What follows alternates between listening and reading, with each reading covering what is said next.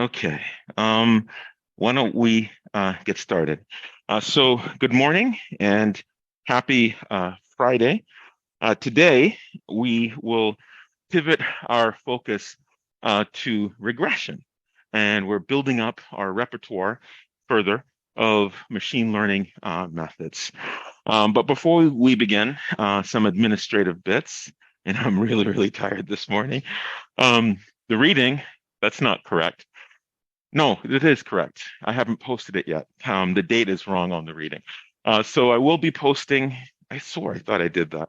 I will be posting a PDF from a book learning from data that deals with linear regression, the material that I'll be covering today. And after today, rather, we have 4 class meetings left. And project number 6, which I thought I'd get out yesterday, I'm going to push out today, and it will be due this coming Thursday. But I've decided to change what I originally intended to do for it. I'm going to make it more of a kind of workshop exercise, and we'll cover a bunch of that on Monday's course meeting. And the purpose of it is to get you practiced with various machine learning methods. And that's in support. Yes. No, it's not. It's not. It's not the final product. The final product will be out on Wednesday. And this project is intended to get people practice with using the machine learning APIs because you'll be using those on the final project. So to answer your question, no, that's not the final project. The final project will be out on Wednesday, and it will be due at the close of business on the last day of finals. So you have roughly 2 weeks minus a day to do the final project. Okay. All right. Any other questions? No? No other questions? So I apologize for that change, but the whole purpose is to get you practice. So I've changed it more from tell me about what you're going to do to use this technique, use this technique, use that technique. Okay? All right. And we'll go over that quite a bit on Monday's course meeting. All right. So please, if you choose, come with your compute device ready if you choose to do that also live in class on Monday. All right. Any questions? No? And the final exam is going to be for this class scheduled for the 5th of May, which is a Friday, from 10:30 to 12:30.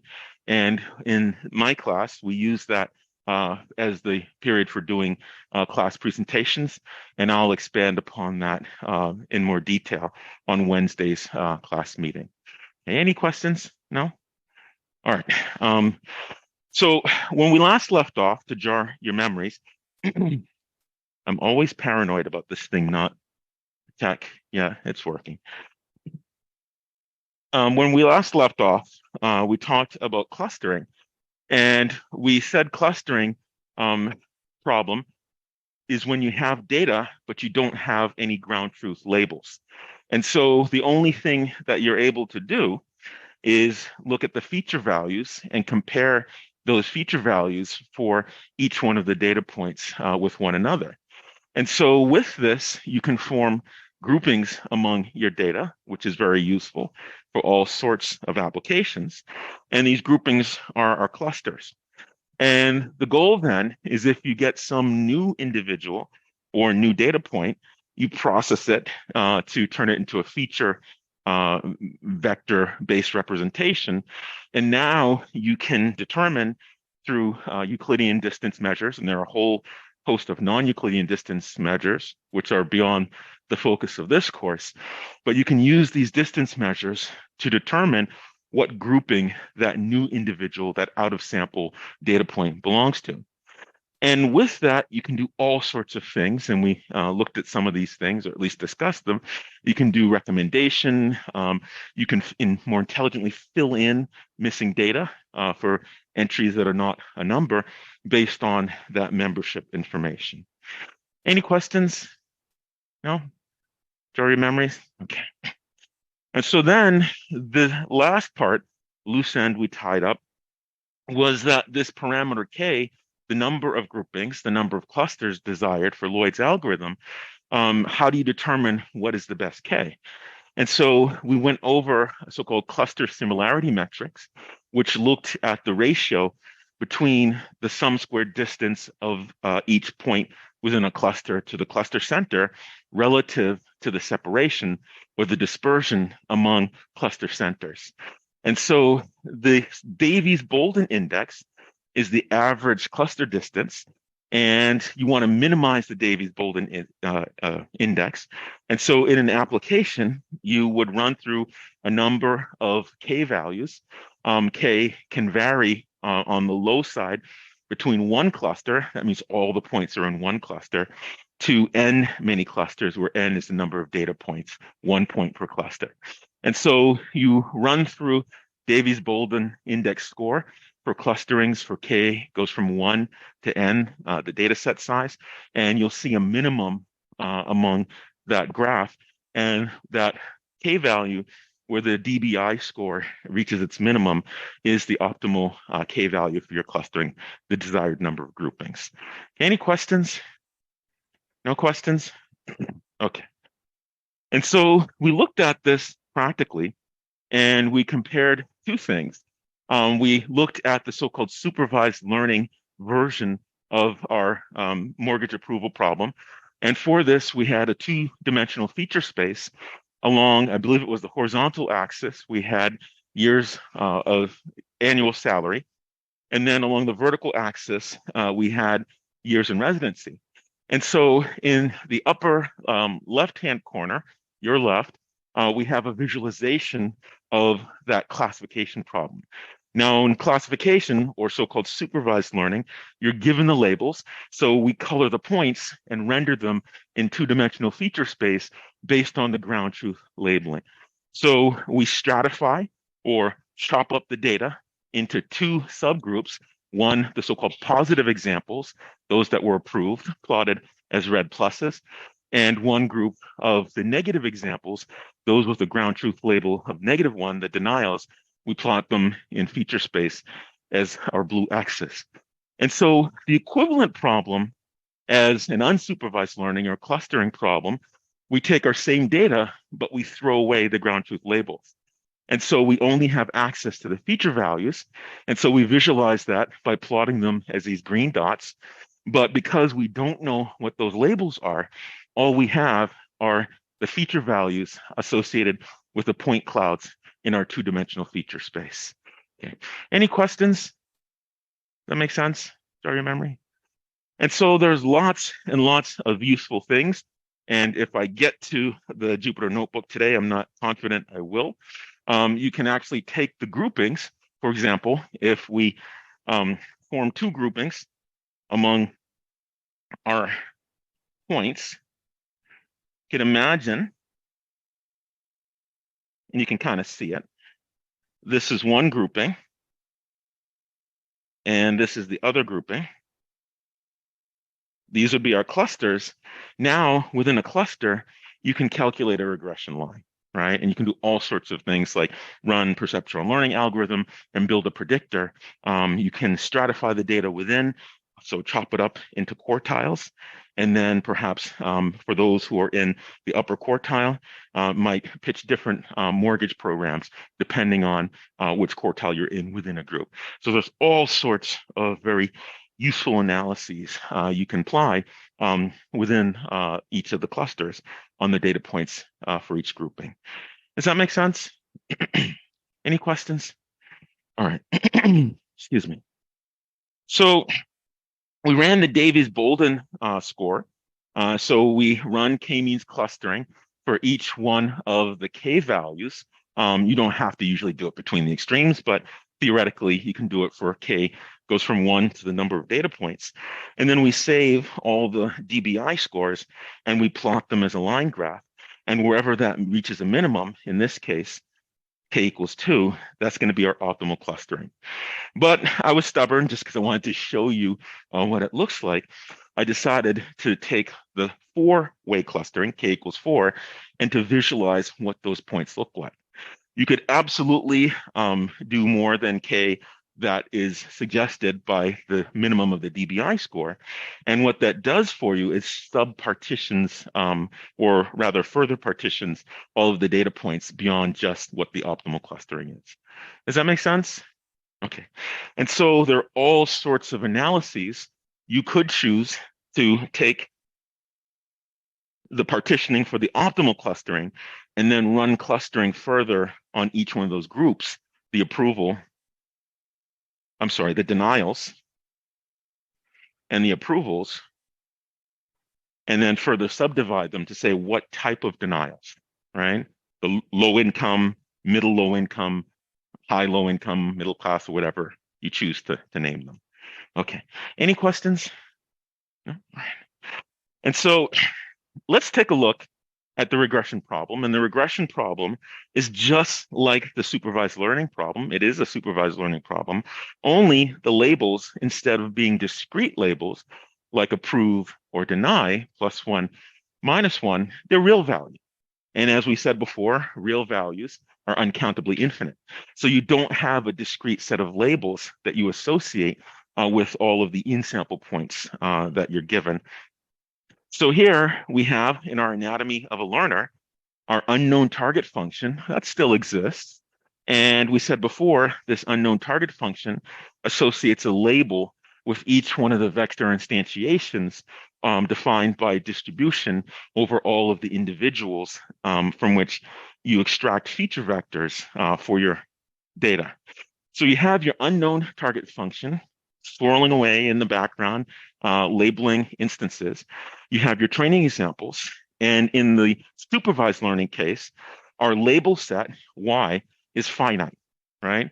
Now, we've been talking about this approval denial, so-called binary supervised learning problem, but it doesn't have to be a binary problem. We've been talking about approval and denial because it makes it easier to explain how it works and some of the theories behind it. But you could absolutely, for example, if you were doing an image classification supervised learning problem, we had a bunch of images for community wildlife, right?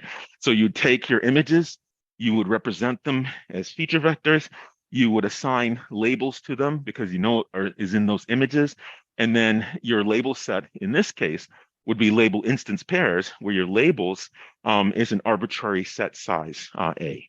Does that make sense? All right. Now, if you only have a binary classifier, it can only make +1, -1 decisions. You can use that to construct a K-way classifier, or in this case, an A-way classifier, by using that binary decision to vote. And there are ways of doing that, which unfortunately, we won't have time to talk about in this class. Okay. Any questions? Oh, my battery's running low. Forgot to plug it in. I knew there was something I forgot. And it's popped up and told me that it's going to shut down. Excuse me. Thankfully, it just did that and not just shut down. Okay. All right. Any questions? No? All right. Oops. 10. Hide meeting controls. Okay. Now, for the regression problem, you still have your unknown target function. You still have your training examples. But now in this case, the label set is drawn from the set of reals. It's a real number that the target function is assigning to each one of your vector instantiations. And so this could be things like price, temperature, pressure, etc. You're still finding a linear function, but this linear function is going to give you a real value versus something that is discrete, whether it's A-way or +1, -1, the binary output. Does that make sense? Any questions? No? All right. And so we could pose a related type of decision problem for the same mortgage approval problem. But in this case, instead of being an approval or denial decision, we're going to look at the line of credit, how much money or how much is being loaned to the individuals. And conceivably, this kind of fits in the same approval denial problem, because if someone is not approved, then the amount extended, that line of credit, is going to be zero. Does that make sense? Okay. So now with this so-called regression approach, you can not just predict whether someone's approved, you can actually predict or output or assign a value or find a function that computes the value, which is how much credit to extend to an individual. Okay. And so you're going to input a vector representation of each customer, such as the age or years in residence and salary, etc. And then you're going to output some value, and that value looks very close to that supervised learning classification example. But you'll notice here we still have our W transpose X, our weighted sum. But this weighted sum, there's no sign function wrapped around it. Is it positive or is it negative? And so we want this so-called score, and that score, our weighted sum, that value is going to be the line of credit that's extended. Now, certainly with this, our historical data has to include a real valued label, how much credit was extended to each one of those vector instantiations, representing each one of those customers from our historical in-sample data. Does that make sense? Any questions? No? And so here in 2 dimensions, and it's typically more than 2 dimensions, but I use 2 dimensions because it's a lot easier to show on a screen. I'll have a picture later of 3 dimensions. So here we have our data sets, a data set in feature space in 2 dimensions, and we have 2 variables, variable 1 along the horizontal axis, and we have variable 2 along the vertical axis. For each in-sample point, and these are our in-sample data points, we have a projection of that point along each one of our feature axes. For example, one point here that I've projected, we have its first instantiation for variable 1. We'll call that x1, and our instantiation of that particular feature vector along the variable 2 axis. We'll just call that value x2. And so the idea then with regression is we're trying to find a functional relationship between variables. And it doesn't matter which variable is a parameter to the function and which variable is going to be the dependent variable, the outcome of that function. And so conceivably, if you had, for example, age, years in residence, salary, any of those variables could be what you're trying to predict. It doesn't matter. It's still the same regression problem. Does that make sense? All right. So you want to find a functional relationship. So here's a linear function. In 2 dimensions, a linear function is a line, so it's a line on the plane. And now you're trying to find what parameters, what functional relationship, what weights defining that linear function best mimic what that real valued labeling is for your in-sample data. So it's just like the supervised learning case, only here we're looking for real values, and we're trying to change those weights to find some suitable function that most closely mimics the target function of the real values.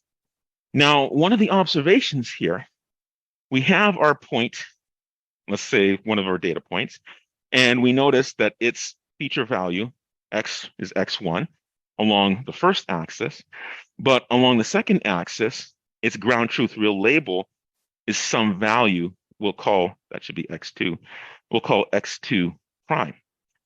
Now this x2 prime, if we look at what this function says the value should be, well, we look at x1 for that function says it should be up here. So there's a little bit of an error there. It's not perfect. It's not precise in trying to predict the real value, x2 prime, associated with that data point. And so this idea of finding this best line is what we'll carry forward, and we'll look at how regression does this. Okay. Any questions? No? Everyone understand the goal? No? All right. And so I'll direct your attention to the left-hand side, your left. Here we have a so-called one-dimensional or 1D regression. And on the right-hand side, we have a two-dimensional or 2D regression. Now, when we look at the dimensionality of the dimensionality of the regression model is not the same as the dimensionality of feature space. It's really important to remember. It's called on the left a 1D regression because the functional relationship that we're considering is a function of just one of those variables, right? Now that's the simple case. And if you think about it, we'd say f of x is equal to mx plus b, okay? Now, if we look at the input, that's just one feature that we're computing. But it doesn't have to be one feature. Again, we said we're looking for a functional relationship, and you can choose any of the variables as being that notional real valued target or label that you're trying to find a predictor for. On the right-hand side, we have three-dimensional feature space. So maybe X2 might be age, X1 might be salary, and here this might be years in residence. So in this case, our functional relationship we're looking for is some function of X1 axis, in this case salary, X2 axis, the age, and we're trying to predict the years in residence. We could completely change what the parameters are to the function, the so-called independent variables. But what makes this a 2D regression is that the arity, or the number of parameters, is of size 2 for that functional relationship. Does that make sense? Any questions? So when you read in the documentation and look in the literature and it says a 2D regression, it's really important to know that that dimensionality of the regression model refers to those independent variables for which you're trying to find a suitable function. It operates on two variables. And you can have an arbitrary D-dimensional regression. But the dimensionality for the regression model is how many parameters go into the function, not the dimensionality of the feature space. Does that make sense? All right. So let's take a look at this idea of the linear relationship between the independent variable, the inputs to the function, and the so-called dependent variable, which is that thing you're trying to predict. So the predicted value is real valued, and it can be any of the variables among your feature vector representation. So you might say, okay, well, I want to know years of education as a function of salary, years in residence, and a whole host of other things that they ask on mortgage applications. It's entirely up to you what you choose to be the independent variables and the dependent variables. Okay. And so going back to our anatomy of a learner, now, for our unknown target function, our label set is going to be real value. And that's what makes it a regression problem. So the first thing you should ask yourself about what model you use, what type of variable is the dependent variable. If it's real valued, you're doing regression. If it's discrete, like approve, deny, you're going to be doing classification or so-called supervised learning. Does that make sense? Okay. And so it's really important to choose the right model for doing your predictions, your learner type, based on these types of characteristics. All right. So this idea then that we talked about with a learner is we talked about this notion of a so-called best hypothesis. We have H, which is our hypothesis set. And we said the learning algorithm's job is to search through this set of hypotheses for the working hypothesis that you're kind of testing that most closely mimics the labeling action of the target function. In this case, it's the labeling action of our real valued target function. So the idea then that we're asking when we're trying to find the final best hypothesis for the regression case, these real valued labels, how well does our function, our linear function, the weighted sum, W transpose X, how well does it approximate the labeling action of this real value target function? And so this idea of mimicking the labeling action has not changed, okay? So we have a weighted sum here depicted, and it's some function, some working hypothesis, little h, that's carved out of script h, it's chosen. And now we're going to look at this idea of regression error, a so-called residual. And so remember, when we try a line, a function, so here's one such h of x. This h of x, when you give it your input, in this case, one-dimensional input, it's going to output a corresponding label. That's going to be our prediction. Sometimes it's called y hat. It's an estimate or prediction for what the ground truth y value is for this particular data point. So we have its horizontal value, feature value, along the first variable axis. Now, ground truth, this point, its ground truth label is exactly what the hypothesis would predict or estimate that it is. Okay, but that's not always the case for every data point. Let's take this data point. I'll just put a little check mark next to it. Its input value or dependent variable in one dimension is here. Let's call it x1 prime. Its ground truth label, y, is here, but the function says it should be up here.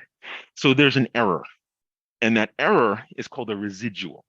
It's the difference in the predicted value between the ground truth and what is output by the current working hypothesis, that weighted sum. Does that make sense? Any questions? So this idea of the most suitable working hypothesis is this notion of what's called the best fit line. It's the line that sits in the middle of the data.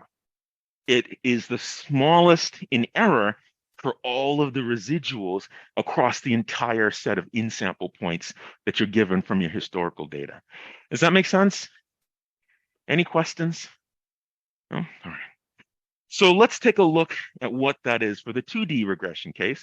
And again, the most I can do on the screen is 2D regression because it's a three-dimensional feature space. And beyond that, I can't really draw that. And so here we have a line for the 1D regression, but you notice here for 3D regression, we have a plane, right? So we have two features, x1 and x2, which are our inputs to the function. And it's a linear function. A linear function in 3 dimensions in feature space is a plane. And when we choose the different weights for our working hypothesis, we're taking our plane, and I don't have a piece of paper here. Oh, there we go. We're taking our rigid plane and we're either moving it up, down, left, right along the axes, or we're orienting it, rotating it somehow about the axes. That's what the weights do. So we're choosing some plane that most closely gives you what the ground truth value is. It tries to predict it or come as close to it as it can. So if we take, for example, this point along the x1, x2 plane, if we project it down onto the plane, and then we project that location on the plane onto the x2 axis and the x1 axis, that's its location on the plane, right? Those are the two features, x1 and x2, instantiated. If we then take that and project it onto the y-axis, this is the ground truth label, real value for that particular instantiation. Now, if we look at the model, our hypothesis, it says the y value should be way up here. So there's a difference again, and that's our residual. And so what we're enterprising to do is we're enterprising to choose the plane, tipping it, moving it, orienting it, that minimizes all of those residuals, those differences across the entire data set. Does that make sense? Now we can do this for 2 dimensions for the model, 3, 4 arbitrary D dimensions. Okay. Any questions? Does that make sense? And so the best fit line is quote unquote closest to all of the data points. And you do that by minimizing the sum of all of the residuals, not counting errors. In the classification case, like PLA, perceptron learning algorithm, which is a supervised learning problem, we counted the number of places where our working hypothesis did not coincide with the ground truth label. So we just counted it, how many errors, and computed a percentage. Here, we're physically looking at that difference, the sum of all the residuals across the data set. Does that make sense? Okay. So it's similar But now, because it's a real value, how you calculate that difference is going to be different. All right. So how do we do this? Well, let's focus now in the anatomy of a learner on our error measure, right? So how regression differs from classification is in the error measure and also in the label set. Okay. So here, the question that we're asking is across the data set, how well does our weighted sum, our h of x, our w transpose x, which is vector notation for our weighted sum, how well does it approximate f of x, excuse me, f of x, our ground truth target functions labeling, which is real value. So we're going to use squared error. And the reason we use squared error, because if you'll notice here, in some cases, I'll direct your attention to the 1D regression, sometimes the residual is going to be positive. Here, this is h of x, and this value, oops, down here, that's f of x, and the value over here, I should say, that's h of x. That's what the model says, oh, the y value or the output should be this. Now, in that case, h of x is bigger than f of x, so the residual here is going to be positive. In this other case, this is our f of x value, the ground truth label, and our model, h of x, says it's a little bit less. So in that case, f of x is greater than h of x, so our residual, this amount, is going to be negative. And so the reason why we have squared error is because we don't care about whether the residual is positive or negative. What we care about is the magnitude of that residual. And we want to find the line on the plane or the plane in 3 dimensions that minimizes the magnitude of all the residuals across our in-sample data. Does that make sense? Any questions? Okay. So the so-called in-sample error is the term for all of the errors between your current working hypothesis and the ground truth target function on your in-sample points. So in the slide, I note that as En, and En is parameterized by H because that in-sample error is going to be different for each choice of the working hypothesis. If you choose a line that's sort of straight across, that's going to have a different error from a line that's maybe slanted at 45 degrees in intersecting origin. Does that make sense? Any questions? No? All right, so we want to take the difference here. This is our value, h of x, that's our weighted sum, and this is our value, f of x, that's the ground truth real value target label. Okay, does that make sense? Any questions? And I see I have a typo here. This should be n. It's a particular input and its associated label. All right, so we sum together all of our residuals, squared residuals. So this parenthesized expression, this quantity, is our squared residual. And then we sum them up and we divide by n, so we take the average. So we want to find the working hypothesis that minimizes the average squared residual or squared error loss, as it's sometimes called. Does that make sense? Any questions? No? So I had no other way to talk about this outside of using some linear algebra. So I thought I'd give a very high level exposure to you of linear algebra. And so for this linear algebra, it's just like algebra. So you learn about the distributive property, you learn about factoring, you learn about multiplication, you solve for values of variables. But it's a little bit different. It focuses on a matrix. And so I'm going to ask you, what is a matrix? What do you think? What's a matrix? Anyone take linear algebra? No, you did? Okay, aside from you two. What's a matrix? No? A matrix? How about from Python? What is a matrix? Yes. It's a list of lists. So it's a 2-dimensional data structure, and it allows you to specify values, and these values are organized as rows and columns. And underneath the covers in Python, absolutely right, it's implemented as a list of lists. Okay. Well, Matrix is the most awesome movie ever, I seem to think. But it's not that Matrix. And it seemed funny when I went over the slides last night. All right. But not that Matrix, this Matrix. And I'm not sure in linear algebra, do you use Gil Strang's book? Okay. Gil Strang's linear algebra book is the best linear algebra book in the world, I seem to think. And many agree with me, right? Not only does the treatment talk about linear algebraic constructs, but it really enterprises to give you a visceral understanding of what these things are doing, right? Now, I remember I took linear algebra as an undergrad, and I just kind of, learn the techniques. We're in the engineering college, and then you just get the answer, right, without really knowing. But Gil Strang tells you the determinant is the volume in multiple dimensions. Like, right? Why didn't they say that before? So hopefully they say that to you here and go through all of those understanding bits of Gil Strang's book. And if you're interested in doing data science in the marketplace, dealing with things in the real world, I highly encourage you, strongly encourage you to take a linear algebra course either now or at some point, because in the real world, you deal with mathematics of vector based quantities. And linear algebra allows you to manipulate all sorts of things, including how to solve a regression model, which we'll talk about today.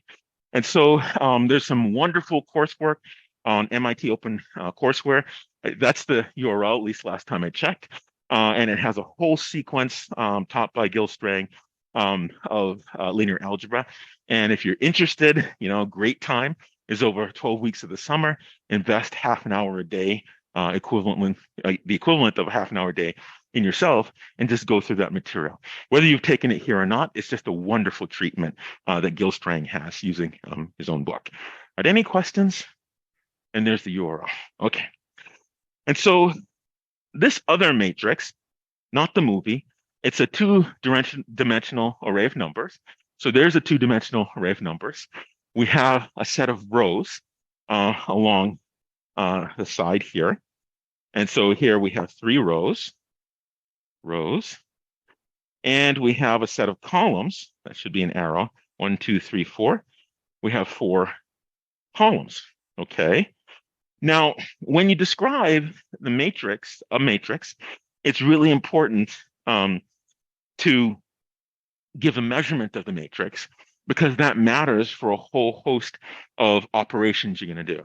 And like you did with single variable algebra, you learned how to multiply, how to divide with variables, how to express proportions, how to distribute multiplications over parenthesized associations, all sorts of things. In linear algebra, you kind of relearn that all over again, but the quantity of interest is a matrix and not a single variable. And so I'll explain why that's important, but at this juncture, just like you did in single variable algebra, in linear algebra, the rules change for how you multiply, how you divide, how you find inverses, and how you solve for quantities. But the nice part is that instead of solving for a single variable quantity, you can solve for more than one value, a matrix worth of quantities. But the algebra changes, the procedures and the algorithms you follow change. Does that make sense? No? All right. And we used to joke, if you've taken linear algebra, the two of you, I'm going to say, the matrix says everything about life. Well, really, it's the spanning set, right? Because the orthogonal spanning set really kind of describes any matrix you want. But anyways, we used to say that. Not very funny, but I digress. All right. So we have a two-dimensional array of numbers, and it has 3 rows, this particular matrix, and it has 4 columns, okay? So this is a 3 by 4. It's not a 3 by 2. It's a 3 by 4 matrix. That's a typo. Let me correct that. I don't know what I was thinking when I did that. And so it's important to describe the rank of the matrix. The rank is nothing more than the measurement along the rows and the columns of the matrix. Okay. So here you can have an arbitrary M by N matrix, where the first number M is always the row measurement, And the second number, n, is always the column measurement. Okay. Any questions? No? All right. So a so-called rectangular matrix is one where the row measurement and the column measurement are not equal. So you can have a matrix that is taller than it is wide, or you can have a matrix that is wider than it is tall. Now, this idea of whether a matrix is rectangular is important for certain operations, like finding the inverse of a matrix. So, for example, in a single variable, if you said x is some real value, you could say 1 upon x is the multiplicative inverse. You could say all sorts of operations for this notion of the inverse. Does that make sense? And so a rectangular matrix has a row count and a column count that are different from one another. A so-called square matrix has the row count and the column count as being equal. Now, the reason why square matrix is important is when you have the procedure to compute the inverse, the multiplicative inverse of a matrix, it has to be square in order for there to be an inverse. Now, not all square matrices have inverses, and I'll comment on that why, but all matrices that have inverses are square, right? Now, there are cases, degenerate cases, where the square matrix is broken. And it's broken because one of the rows can be calculated by some linear combination of the other rows. And so it's so-called loses rank. It's not a freestanding matrix. It's really one of the rows is a fake row, so to speak. What just happened? Is a fake row. So if this row is some linear combination, maybe row M is 3 times row 2 plus 5 times row 3, then row M is not a real row. You can construct it from the other rows.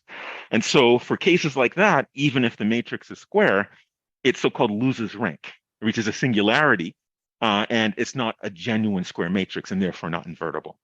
So this idea of a square matrix is important because it means that you can invert it if it's not containing any of these notional fake rows. Does that make sense? Any questions? No? All right. So why do we have matrices? Okay. So I'm going to tell you a story. Hopefully it's a good story. Let's imagine Jane. This is Jane. And like many kids, like my daughter, she enterprises to, start a little business, start a lemonade business. Now, these lemonade businesses aren't just child's play, no pun intended. There was one young woman, she's now grown in college, who had a lemonade brand, and she made it to the Sharks and got some funding, and now it's being sold in Whole Foods, and she's a millionaire now. Good for her. Awesome. But this is Jane, and let's go back to those word problems you used to have when you learned algebra. And Jane is selling lemonade, and she's selling a medium and a small. She's not selling a large. And a medium lemonade is $2 per glass. And let's imagine a small is $1 per glass. And for the day, let's say Jane collected a total of $100 in revenue, right? Lemonade stands are very lucrative these days if you have it in the right place, all right? And we know that Jane also sold a total of 60 glasses of lemonade. Okay, so how are we going to solve this? Well, we'll define two variables. We'll say let x, and there was a typo in the slides online. Let x be the number of small glasses of lemonade sold, and let y be the number of large glasses of lemonade sold. So you'd set up two equations in two unknowns. The first equation talks about the amount of money that Jane collected. And so we say x times 1 is the amount of money revenue collected for the small glasses, and 2 times y, $2 times the number of medium glasses, is the amount of revenue attributed to the medium glasses of lemonade. And that totals $100, okay? So that's our first equation. And our second equation, it says a total of 60 glasses were sold. And so we say the number of small plus the number of medium is equal to a total of 60 glasses. And so we have equation 1 x plus 2y equals 100 that talks about money. And we have equation 2, x plus y equals 60 that talks about the counts for the lemonade. Does that jar your memory from, I don't know what grade they teach this, but so we have two equations, equation 1, equation 2, and we also have two unknowns. Our first unknown is x, which is the number of small glasses. Our second unknown is y, the number of medium glasses. So we have our two equations and two unknowns. And with this, we can solve for both x and y. Okay. So we list our two equations and two unknowns. And we start with one equation. And we go ahead and we alter this equation using properties of algebra. Equality means whatever operation you do on one side, you do on the other side. And we get a value for x in terms of y. X is 100 minus 2y by subtracting 2y from both sides of equality. Okay, so now you learn a procedure that says, okay, now that I have an expression for x in terms of y, I'm going to substitute this 100 minus 2y everywhere I see the value x in the other equation. So I make that substitution. That's supposed to be an arrow. So I have 100 minus 2y plus y equals 60. And when I do that, the resulting version of equation 2 is only in terms of y and scalar values. So now I can solve for y. Okay. So I go ahead and I do some manipulation and I get y is equal to 40. All right. Does that make sense? Sorry, memory from way back when. All right. So now that I know y is equal to 40, I write that down and I can choose either equation and substitute for this y value that I just solved for. Okay. I do that and I get x is equal to 20. So I result with y is 40 and x is equal to 20. Okay. But the challenge then, okay, we know Jane, you need to answer this question in an algebra course. Jane sold 20 small glasses and 40 medium glasses. Okay. But the challenge then is what happens if you have m many equations and n unknowns, right? Then it gets a lot harder, really, really hard. If you had, for example, 100 equations in 25 unknowns, that's going to be a mess to try to solve it the way you would have had in an algebra course. All right. So that's pretty rough. All right. So what are we going to do about this? That's where linear algebra comes in, because you're not trafficking in individual variables. You're trafficking in systems of equations. Okay. So it's the algebra of systems of linear equations. And so we take our expression, x plus 2y equals 100, and x plus y equals 60, and we partition this in the following way. We take all the coefficients for each one of our unknowns. So there's a leading 1 with the x, and there's a leading 2 with the y. So we write down 1 and 2 for the first row of our matrix. And we have a leading 1 and a leading 1 in the second equation. So we write down those coefficients. Okay. So now we're going to list the unknowns. Now, any matrix where one of the measurements, either the row count or the column count, is 1, that's a vector. A vector is nothing more than a special case of a matrix. And so here we list the coefficients of our equations, coefficients in a matrix. And this happens to be a 2 by 2 matrix. And then we list our unknowns or our variables in a vector.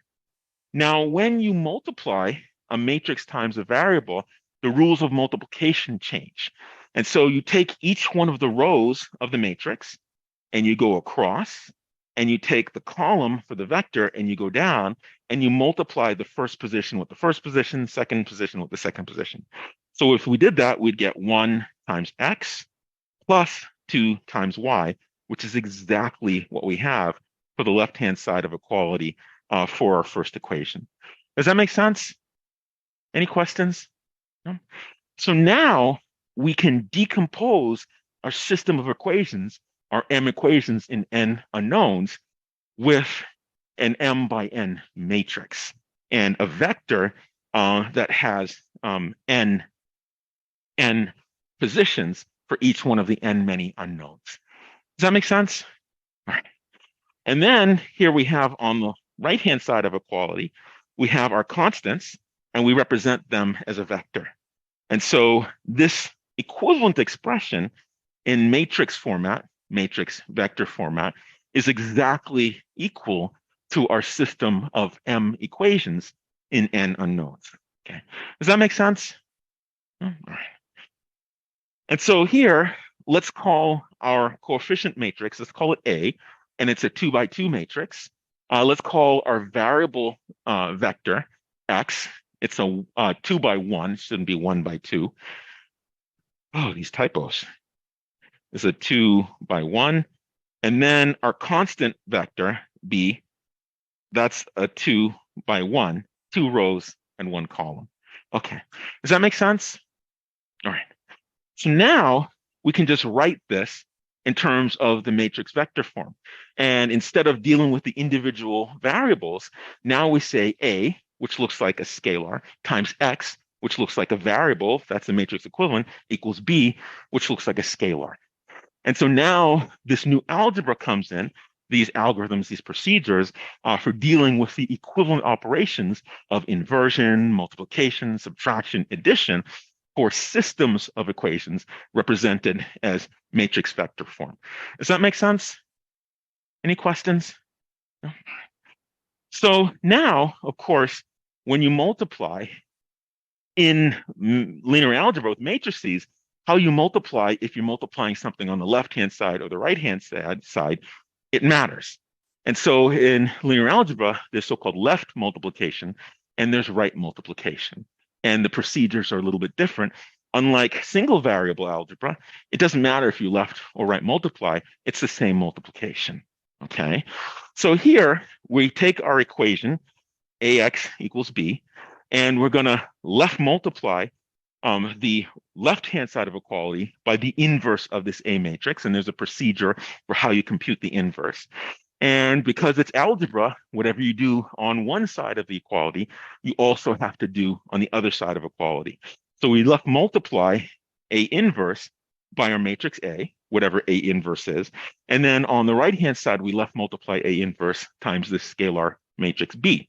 Okay, so we know that anything times its inverse is identity. And in linear algebra, the identity matrix has 1 along the diagonal, as it's called, and everything off diagonal is all zeros. And it's called the identity because if you multiply any matrix by the identity for that size matrix, you always get back that particular matrix, multiplicative identity. In single variable algebra, 1 is so-called multiplicative identity. If you multiply any number or variable by 1, you get back itself. This identity matrix is kind of like the linear algebraic way of saying 1, multiplicative identity. Does that make sense? Any questions? No? Right. And so here, we've left multiplied A by A inverse, and we've done the same on the right-hand side of equality. And if you multiply M matrix by its inverse, the result is identity, or I. Okay? So now this term goes to I, which is identity, and you have identity times this X matrix, which is a vector. And then you also have A inverse B on the right-hand side of equality. Does that make sense? Any questions? No? And so now identity times anything is itself. So that goes away. And now we're left with X, our variable matrix, is equal to the inverse of A times this B vector. And now we can solve it in one fell swoop by just computing the inverse of this A matrix. Okay. Any questions? No? And so how you convert it to its inverse, I won't explain why. I'll leave it to you to look it up in Gilstrang, either the videos or in the book. There's probably one in the library. 1 over the determinant. Determinant is the volume times the adjoint, which is entries times the matrix of cofactors of A. And there's a procedure for that. And this is the result of computing that inverse. And so we have a leading -1, and we have this 2 by 2 matrix. This is 1, -2, -1, 1, which is the adjoint. And so the result is this quantity is A inverse. Okay. Now, when you multiply a scalar by a matrix, position by position, you multiply each number in the matrix by that scalar. So we're going to negate each one of these entries in this 2 by 2 matrix leading in front. Any questions? No? Okay, makes sense? All right, and I really wish we could do more. I highly encourage you, if you're interested in the data science major, to take DSCI 122, which is mathematics of data science, and they'll cover enough linear algebra to go forward and look at all of these vector-based manipulations. And so here, we'll apply that operation, and so we negate it. So this becomes -1. We have this becomes 2, this becomes 1, this becomes -1, and we left with this result down below. So now we're going to multiply this 2 by 2 matrix with this 2 by 1 vector. And when you multiply linear algebraic quantities, the dimensions have to line up. And so here we have our matrix, and it's 2 by 2. Here we have a vector, let's say V for vector, and it's 2 by 1. These two have to match up in order for that multiplication to work. If you go into a piece of software and you try to multiply two matrices whose ranks or measurements don't align, it'll say, I can't do that because their ranks mismatch. So that being the case, we do this multiplication, linear algebra style, and we're going to get a result for that XY vector, or unknowns. The first one is by taking the first row of the matrix, multiplying it by this column, 100, 160, and we just add the term by term products together. We do that, that's -1 times 100, that's -100, plus 2 times 60, that's 120. The difference is 20, okay? Let's do that again with the bottom row. That's -1 times 100, plus -1 times 60, that's 100 minus 60, that's 40.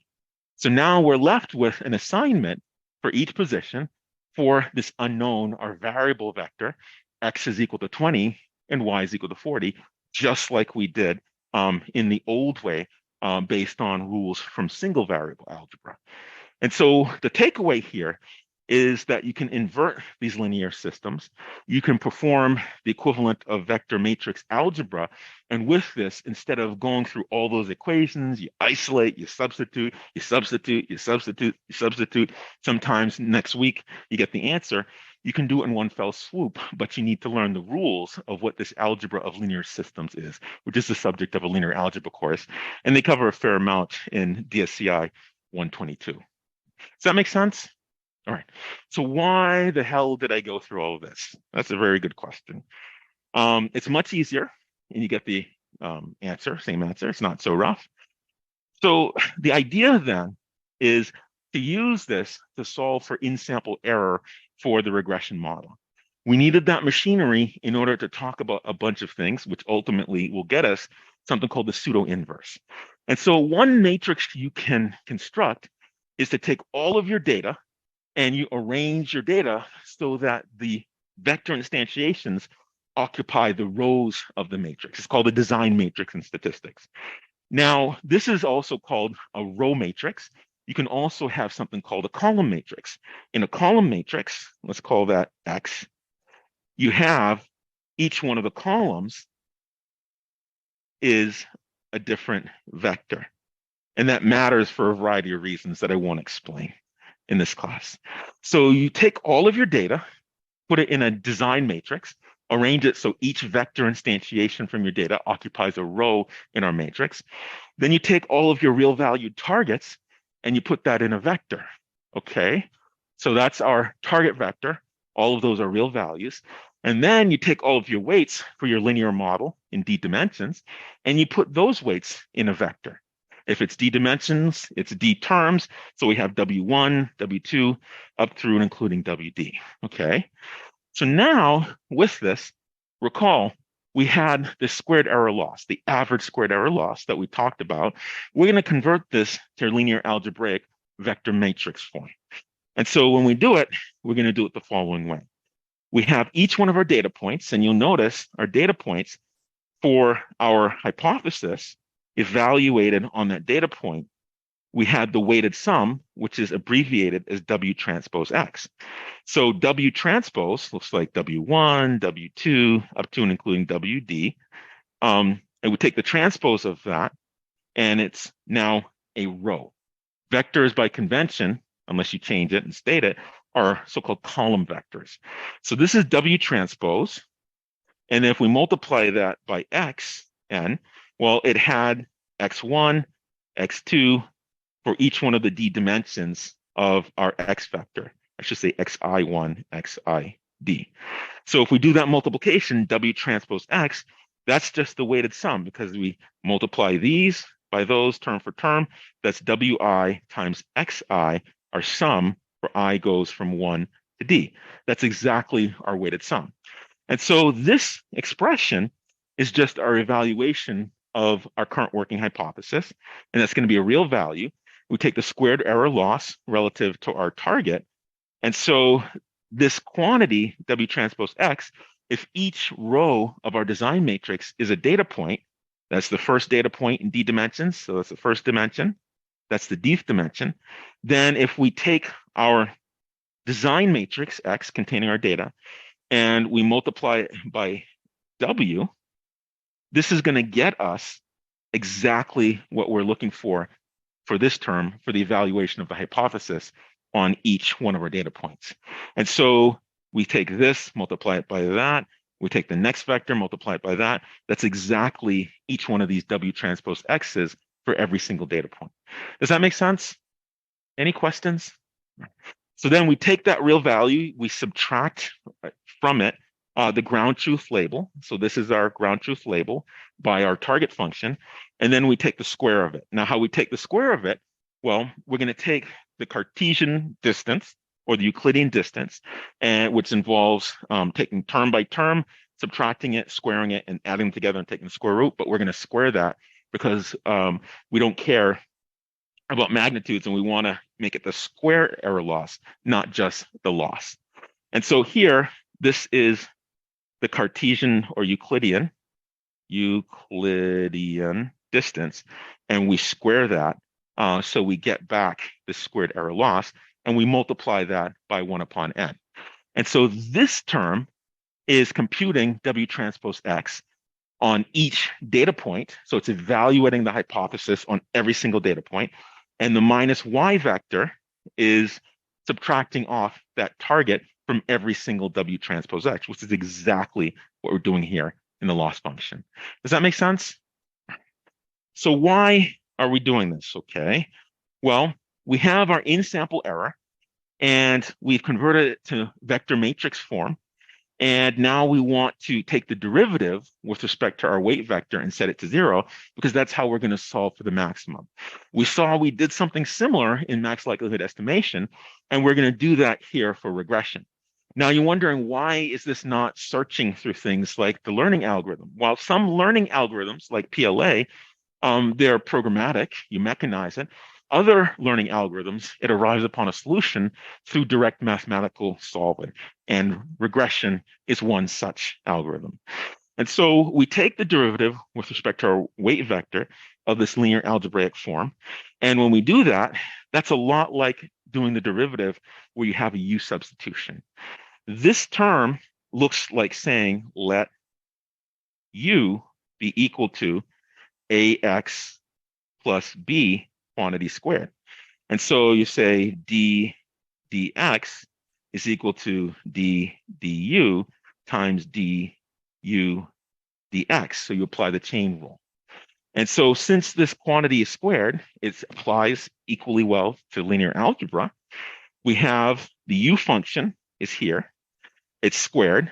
And so that becomes 2 times u. That's d du. So we have 2 upon n.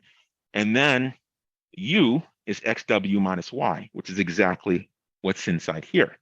So 2 upon n, xw minus y, our design matrix times weight minus y vector. That's the result of d du. And then this du dx, well, that's just the derivative with respect to w, because it's with respect to w, of this quantity inside of the L2 norm. And so w is raised to the 1 power. And so the only value involving w is this term. So we end up with x. Does that make sense? Now, I don't expect you to know this, but it's really important to see why linear algebra is so important, and how the solution, where the solution for regression comes from. And so it's called least squares projection because you're taking the squared error loss and you're solving for this W by taking the derivative with respect to your weight vector. You're projecting it onto the weight vector. Okay? All right. Any questions? No questions? No? All right. So this is our solution. And now we're going to make some algebraic manipulations. So here we have this expression. We multiply both sides of equality by n. So we say times n, and then we divide both sides of equality by 2, 1 over 2, 1 over 2.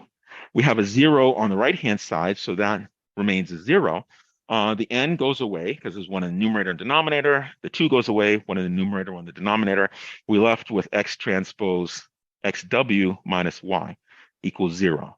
Okay, so now we make use of distributive property. We distribute this left multiply by x transpose to each term in the parenthesized expression. This gives us x transpose xw minus y minus x transpose y is equal to 0. So just like single variable algebra, we then add to both sides of equality and we're left with this expression. Okay, the last step or two, we notice x transpose x, if x is m by n, x transpose is n by m, we're switching the rows and columns. And so if you multiply x transpose times x, we x transpose times x, this is m n by m, this is m by n. The resulting matrix is going to be n by n, which is a square matrix. And so we know that x transpose x, and this is the case for any rectangular matrix or arbitrary rank matrix, if we multiply the transpose by the matrix, it's always square. And we'll make the case that this is invertible, right? That's not always the case, but let's assume it's invertible. So we can multiply both sides of equality by the inverse of this product, and this gives us a solution for W. Now, this solution for W has a name. It's called the pseudo-inverse. For various reasons I won't talk about, but the pseudo-inverse is the solution that gives you all of the weight values that you've searched for through mathematic manipulation that solves this regression problem for the best fit line. Okay, now if you're dealing with a regression problem using the APIs in Python, if this matrix is non-invertible, this design matrix, which is your data set, it's going to give you an error message that says it lost rank. So I really wanted you to have some of the background to understand what that means. It means that your data matrix, your X matrix, your design matrix was such that you have a fake row in it, and therefore it can't invert it, and it's giving you the error message. Not all regression problems are solvable with this least squared, and I just really want to make you aware when you see these error messages, sometimes you get them, what they mean, where they come from. Does that make sense? Okay, and I really can't stress enough, please either take DSCI 122 or linear algebra if you want to go much further in data science, because it's unavoidable dealing with vector valued quantities. And many of these machine learning methods, extracting insights, traffic in these operations on linear systems. Does that make sense? All right.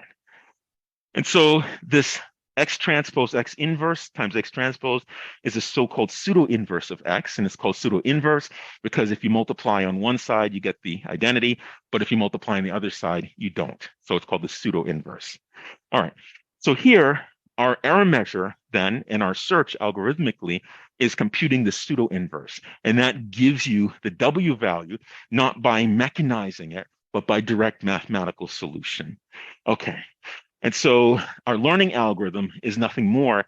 In the case of linear regression, it's the pseudo-inverse of your design matrix. Does that make sense? And so it is a fair algorithm. It's just an implementation of pseudo-inverse, but you've done all the heavy lifting, most of the work, by solving for it mathematically. And that's not the solution to every regression problem.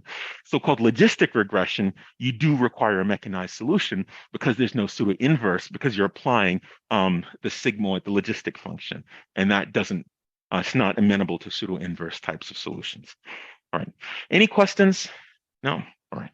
And so that's all I had for today, and I know it's a bit of a mindful, but I really want to give you some background so that when you use these APIs, you're aware of the types of things happening underneath the covers, because for many data sets, the world is imperfect and you're going to get these error messages. And I really enterprise to give you some background so that you'll understand what they mean and where they come from.